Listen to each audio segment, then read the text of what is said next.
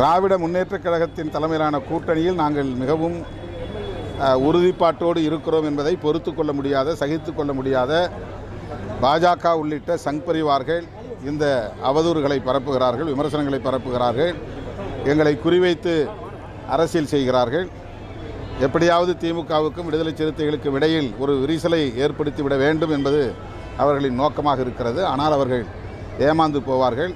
அதற்கு ஒருபோதும் திமுக தலைமையிலான கூட்டணி இடம் கொடுக்காது. பாஜக கூட்டணிக்கு நடிகரின் கட்சி இழுக்கப்படுதா? பாஜக இன்னும் கூட்டணியை அமைக்கவில்லை, போராடி கொண்டிருக்கிறது. அதிமுகவே பாஜகவோடு நீடிக்குமா என்பது கேள்விக்குறிதான். ஆகவே அவர்கள் முதலில் ஒரு கூட்டணியை அமைக்கட்டும், அதன் பிறகு கருத்து. சார், அரசியல் விமர்சகர்கள் வந்து தாவேகா வருகிற சட்டமன்ற தேர்தலில் ஒரு தாக்கத்தை ஏற்படுத்தும்னு சொல்றாங்க சார், உங்களுடைய அபிப்பிராயம்? அது என்ன தாக்கம் என்பதை தேர்தல் முடிவுக்கு பிறகு நாம் தெரிந்து கொள்வோம். இப்போதைக்கு அவர்கள் திமுக கூட்டணியை எதிர்ப்பதற்கு ஒரு அணியாகவே திரளவில்லை, குதிரைகளாகத்தான் சிதறி கிடக்கிறார்கள் எதிர்க்கட்சிகள். எனவே திமுக கூட்டணிக்கு தாவேகா உள்ளிட்ட கட்சிகளால் எந்த பாதிப்பும் ஏற்படாது. விஜய் அவர் ஒரு ஸ்டார் நடிகர், அவருக்குன்னு ஒரு மாஸ் இருக்கு, அதை மறுப்பதற்கு கிடையாது. அவருடைய நடவடிக்கைகள் குழந்தை முதல் பெரியவர் வரை அத்தனை பேரை கவர்ந்திருக்கிறது. அதெல்லாம் ஓட்டாக மாற வேண்டும் சொன்னால் பயிற்சியுள்ள பயிற்சியாளர்கள் அவருக்கு தேவை. அந்த பயிற்சியாளர்களாகத்தான் அதிமுக நிர்வாகிகள் இருப்பார்கள். ஆகவே கூட்டணிக்கு வந்தால் அவருக்கு நல்லது, வரவில்லை என்று சொன்னாலும் அதிமுக எந்த கருதலும் கிடையாது.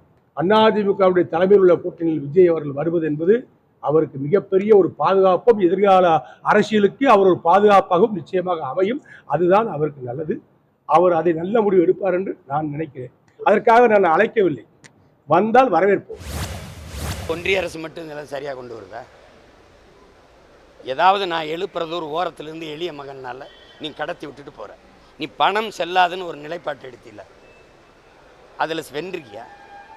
பணம் செல்லாது அப்படின்னு சொல்லும்போது ஒரு 50 நாளில் உங்களெல்லாம் சொர்க்கத்தில் ஒண்டி வைக்கிறேன்னு சொன்ன ஆள் யார்?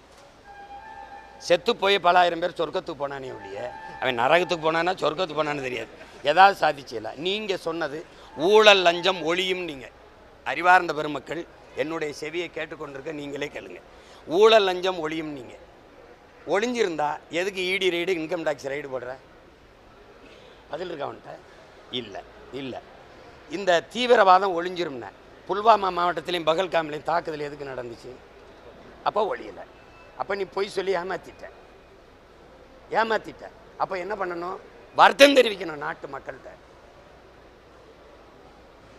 உலக வங்கி சொல்லுது இந்தியாவின் பொருளாதார பின்னடைவுக்கு வீழ்ச்சிக்கு காரணம் பணம் செல்லாதுன்னதும் பண மதிப்பிழப்பும் சரக்கு மற்றும் சேவை வரியும் தான் சொல்லுது.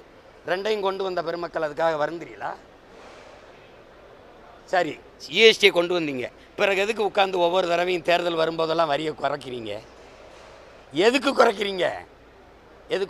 குறைக்க சொன்னது யார்? ஏன் குறைக்கிறீங்க? மக்களை பாதிக்குது. பாதிக்கிற வரியை நீங்கள் கொண்டு வந்த அறிவு இருந்தால் கொண்டு வந்திருப்பியா? மக்களை பாதிக்கும்னு தெரிகிற ஒரு வரியை, குடிகளை பாதிக்கிற ஒரு வரியை ஒரு ஆட்சியாளன் செய்தால் அவன் ஆட்சியாளனா அநீதியாளனா? சொல்லுங்க. நீ என்ன யோக்கியதை உனக்கு இருக்குது அடுத்தவனை குறை சொல்ல? நீ கொண்டு வந்த சட்டத்தில் எது சரியாக இருந்திருக்கு? ஏன்னா தண்ணிக்கு ஓட்டு இருக்கான்னு கேட்கக்கூடாது, தண்ணிக்கு வாக்கு இருக்கான்னு இல்லை, நாக்கு இருக்கிற எல்லாருக்கும் வாக்கு இருக்கு, வாக்கு இருக்கிற எல்லாருக்கும் ஒரு தாகம் இருக்கு. அதான் தண்ணீரின் மாநாட்டுக்கு வரும்போது தண்ணி குடிக்காம வா, நான் பேசுகிற அர்த்தம் உனக்கு புரியும்னு சொன்னேன். எப்படி இருக்கீங்க ஐயா? விளங்குதா? அதான் முன்னாடி சொல்லுவாங்க இது பரம்பரை பகை. உண்மையிலேயே இந்த தேர்தல் என்பது பரம்பரை பகையை வெல்ல வேண்டிய தேர்தல் என்பதை நாம் புரிந்து கொள்ள வேண்டும். நமக்கும் யாருக்கும் தனிப்பட்ட பகை கிடையாது. எந்த இயக்கத்தோடும் நமக்கு தனிப்பட்ட முறையிலே வெறுப்போ காழ்ப்புணர்வோ கிடையாது. எந்த தலைவர்கள் மீதும் தனிப்பட்ட வெறுப்பு எதுவும் கிடையாது. இதை நான் ஏன் சொல்றேன்னா, ஒரு காலகட்டத்தில் படிக்கிறதுக்கும் ஒரு தடையை உருவாக்கி வைத்தார்கள். இப்பொழுது இன்னொரு வடிவத்தில் அதே தடையை கொண்டு வந்து உருவாக்கி வைத்திருக்கிறார். அவங்களுடைய எண்ணம் ஒரு 50 வருஷம் 100 வருஷத்துக்கு முன்னாடி நம்ம எப்படி இருந்தோமோ அதே நிலையிலே நாம் இருக்க வேண்டும்.